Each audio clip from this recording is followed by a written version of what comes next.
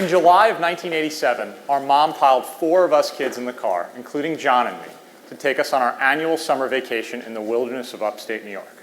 Our parents have a small house up there. It's in the middle of nowhere, about a mile from the nearest neighbor.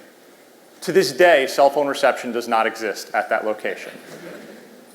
As kids, we spent our time running out into the forest, creating our own adventures with no adult supervision.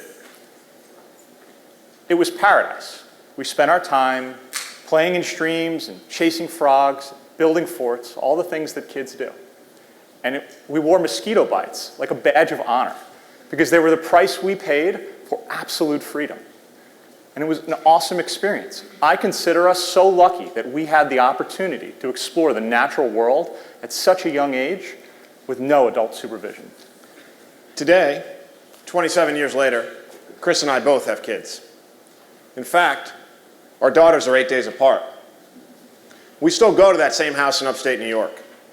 Except now, my mother, our mother, my son's grandmother, is deathly afraid of letting the grandkids out of her sight. Why does my brother have to remind her and I that at the same age, we too are running all over those woods? What has changed so significantly in our family in less than a generation? And why do my kids now experience a shrunken radius of play? And what is that change costing us in terms of our kids' character, confidence, and creativity? Hi, I'm Chris Boggiano. And I'm Jon Boggiano. We're both parents, educators, and lifelong learners. As 2 dads who hope to raise happy and healthy kids of our own, we've spent a lot of time wondering, what does that mean? And what can we actually do to make it happen?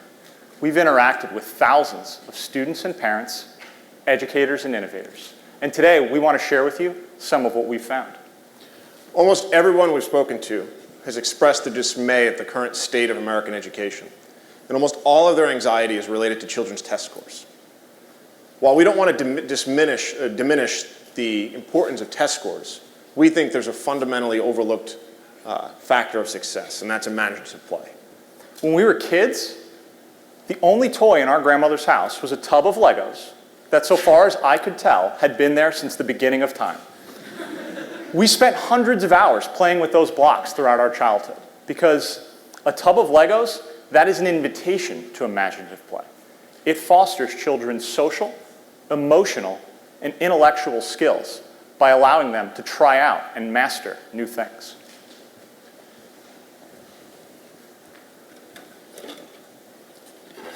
But even today, Legos have changed. My son Julian owns several times his own body weight in Legos. It's true. However, almost all of them look like this. They come in pre-scripted sets with step-by-step instructions, pre-imagined by somebody else. He gets upset if this Ninjago dragon loses even one single piece. Or if his 2-year-old cousin Olivia comes along and smashes it on him. Or his sister. I, however, get excited when he builds this, which is a Star Destroyer made out of Lego flat plates, and it's his imagination of what it would look like on the inside. And he gets to play with this. You see, we believe that the more play is a creation of children's minds, their own minds, the more that they are authors of their own identity, the more powerful it is. And it's regardless of whether they're the screenwriter or the scientist, the ninja warrior or the princess. But when we say play, a lot of parents end up thinking play dates. But we believe that play dates can be to childhood what microwave dinner is to food. Seemingly healthy, well-intentioned, highly refined, and it turns out that when you look a little closer, they're totally devoid of any nutritional value. The subtle shift towards structured play can strip away the spontaneity, creativity, and curiosity that are all natural elements of healthy childhood development. For the MBAs in the crowd, try to think about a pack of kids just running around outside with no adult supervision. That's like a life internship. It requires all the things you pay money to come to Stanford to learn. Strategy, negotiations, probably even some interpersonal dynamics. Safety and success. These are fundamental to the mindset of today's parents. So let's start with safety. Whether it's because of the 24-hour cable news, the internet, or Amber Alerts, today's parents are deathly afraid that there is a child predator around every corner. Parents have always wanted their kids to be safe, but today there's a pervasive anxiety, and it's affecting our kids. We've tried talking to parents about statistics which show that we live in the safest times on modern record. However, it doesn't matter, and myself included, every one of us would say, better safe than sorry. So how do we balance the benefits of imaginative play with concern for our children's safety? This is where the radius comes in. Rather than a narrow path or a checklist defining success, let's imagine a wide radius or a boundary. And within that boundary, we should give our kids free rein to imagine, create, and explore their own worlds. So let me be clear. Imaginative play is not anarchy. It does not mean there are no rules. It's a healthy part of childhood development. I'm not asking you to run out of here and find the nearest 6-year-old and give him some matches, scissors, and super glue and let him see what he can come up with. Boundaries are the line between safety and recklessness. The boundary for your 10-month-old might be the walls of her pack and play. And the boundary for your 10-year-old might be the area between your house and his best friend's house all the way down the street. Success, the other fundamental factor. Every parent wants their kids to be successful. However, parents and society today are increasingly defining success as the narrow path that leads through the elite college admissions process. Some of this is related to the shrinking family size. Our grandmother was one of 7 children. Our father was one of 4.